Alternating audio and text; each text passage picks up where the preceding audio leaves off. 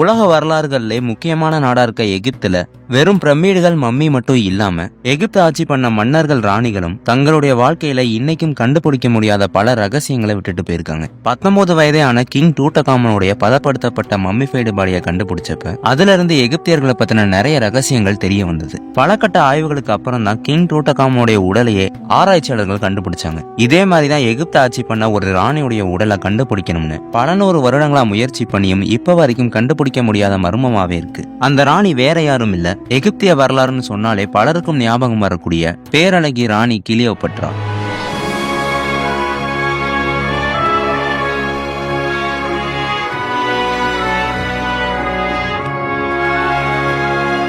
கிளியோபட்ராவுடைய ஆட்சி காலங்கள்ல எகிப்திய மக்கள் கிட்ட இதுவரைக்கும் எகிப்து ஆட்சி பண்ண மன்னர்கள் ராணிகள்லே சிறந்தவர்கள் யாருன்னு கேட்டா மக்கள் எல்லாரும் கிளியோபட்ராவை தான் சொல்லுவாங்க. இந்த அளவுக்கு மக்கள் நேசிக்கக்கூடிய ஒருத்தரா கிளியோபட்ரா எப்படி மாறினாங்க? தான் இளமையாவே இருக்கணுங்கிறதுக்காக கிளியோபட்ரா என்னெல்லாம் வித்தியாசமான பழக்கங்களை பின்பற்றினாங்க? பேரழகி கிளியோபட்ராவுடைய இறப்புல இருக்க அந்த ரகசியம் என்ன? இப்படி எகிப்திய ராணியான கிளியோபட்ராவை பத்தின எல்லா சுவாரஸ்யமான விஷயங்களையும் இன்னைக்கு நம்ம பார்க்கலாம்.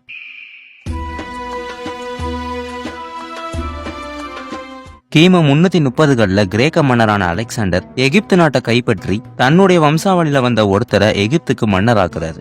அவர் தான் எகிப்திய மன்னன் தோலமி I.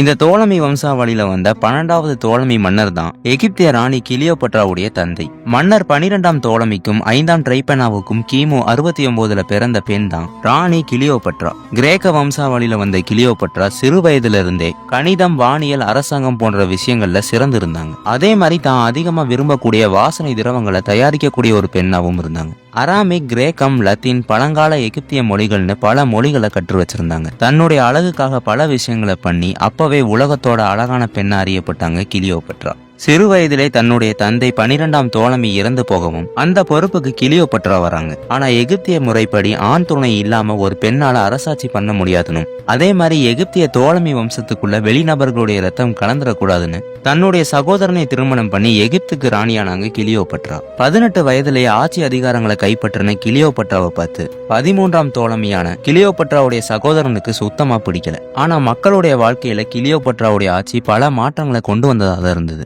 விவசாயம், கல்வி, கட்டிடக்கலை, வாசனை திரவங்கள் தயாரிப்புன்னு எல்லா விஷயங்கள்லயும் எகிப்தியர்களை முன்னேற்றி கொண்டு போனாங்க கிளியோபட்ரா.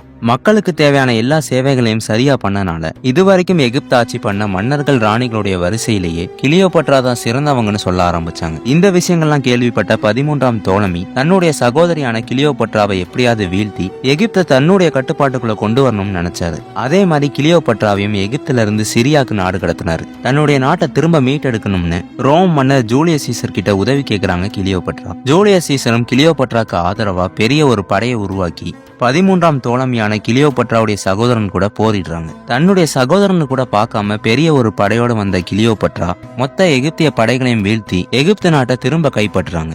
தன்னுடைய சகோதரனான 13ஆம் தோலமியும் அந்த போர்ல நைல் நதியில மூழ்கி இறந்து போறாரு. இதுக்கப்புறம் திரும்ப கிளியோபட்ரா எகிப்துக்கு ராணி ஆகுறாங்க. ரோம் மன்னரான ஜூலியஸ் சீசரும் தன்னுடைய நாட்டை விட்டு கிளியோபட்ரா கூட எகிப்திலே தங்க ஆரம்பிக்கிறாரு. இப்படியே சில நாட்கள் போக ரோம் மன்னரான ஜூலியஸ் சீசரும் கிளியோபட்ராவும் திருமணம் பண்ணிக்கிறாங்க.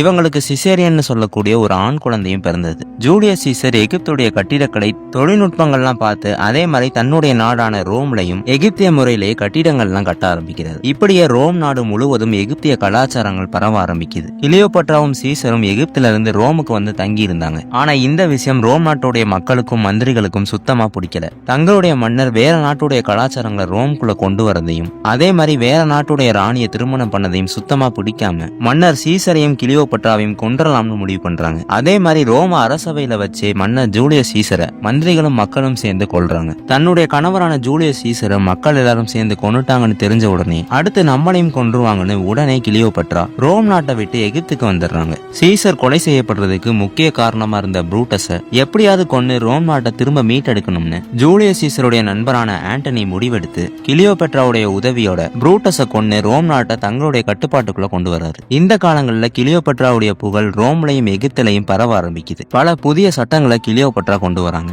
முக்கியமா அந்த நாட்டுல அச்சிடக்கூடிய நாணயத்துல கூட தன்னுடைய உருவம் தான் இருக்கணும்னு சொல்றாங்க. அதே மாதிரி தான் உலகத்திலே அழகான ஒரு பெண்ணா இருக்கணும்னு தங்கம் வைரங்கள்ல செய்யப்பட்ட உடைகள்ல ஆரம்பிச்சு நகைகள் வாசனை திரவங்கள்னு இப்படி பல விஷயங்களை தன்னுடைய அழகுக்காகவே பயன்படுத்த ஆரம்பிச்சாங்க. உயரமான கட்டிடங்கள் கட்டினாலும் கூட அதுக்கும் தன்னுடைய பெயர் தான் வைக்கணும்னு சொன்னாங்க கிளியோபட்ரா.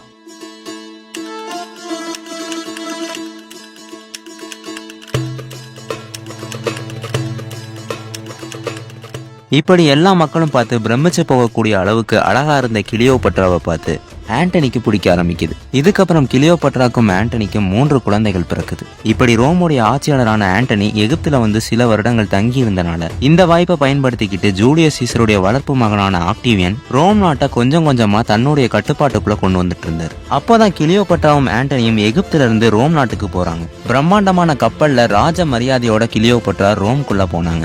ஆனா கிளியோபட்ரா திரும்ப ரோம் நாட்டுக்குள்ள வந்தது அங்க இருந்த மக்களுக்கும் ஜூலியஸ் சீசருடைய வளர்ப்பு மகனான ஆக்டேவியனுக்கும் சுத்தமா பிடிக்கல. எங்க தன்னுடைய ஆட்சிக்கு கிளியோபட்ரா பிரச்சனையா இருப்பாங்களோன்னு ஆண்டனிக்கும் கிளியோபட்ராக்கும் எதிராக போர் தொடுத்து 2 பேரையும் கொல்லணும்னு நினைக்கிறாங்க. ஆக்டேவியன் நினைச்ச மாதிரியே கிளியோபட்ராக்கும் ஆண்டனிக்கும் எதிராக பெரிய ஒரு படைகளை உருவாக்கி போருக்கு தயாராகிறது. ரோம கோவில்கள்ல கிளியோபட்ராக்கு எதிரான போர் முழக்கம் ஆரம்பிக்குது. சரியா கிமு 31ல கிளியோபட்ரா ஆண்டனியுடைய படைகளுக்கும் ஆக்டேவியனுடைய படைகளுக்கும் இடையில கடற்படை போர் ஆரம்பிக்குது. இந்த போர்ல கிளியோபட்ராவுடைய மொத்த படைகளையும் ஆக்டேவியனுடைய ரோம படைகள் தோற்கடிக்கிறாங்க. போர்ல தோத்ததுக்கு அப்புறம் ஆக்டேவியன் ஆண்டனியை கைது பண்றாரு. ஆனா கிளியோபட்ரா மட்டும் எப்படியோ தப்பிச்சு எகிப்துடைய அலெக்சாண்ட்ரியாக்கு போயிடுறாங்க. ஆனா ஆக்டேவியன் இதோட விடாம கிளியோபட்ராவை தேடி எகிப்துக்குள்ள போறாரு. அப்பதான் கிளியோபட்ரா ஆண்டனி சிறைப்பிடிக்கப்பட்டதை கேள்விப்பட்டு மனமுடைஞ்சு தான் தற்கொலை செஞ்சுக்க போறதா ஒரு கடிதத்தை எழுதி ஆண்டனிக்கு அனுப்பி வைக்கிறாங்க. அந்த கடிதத்தை படிச்ச உடனே எப்படியாவது கிளியோபட்ராவை பார்த்தாகணும்னு ஆண்டனி ஆக்டேவியன் கிட்ட அனுமதி வாங்கிட்டு அலெக்சாண்ட்ரியாக்கு வந்து கிளியோபட்ராவை பார்த்ததா சொல்றாங்க.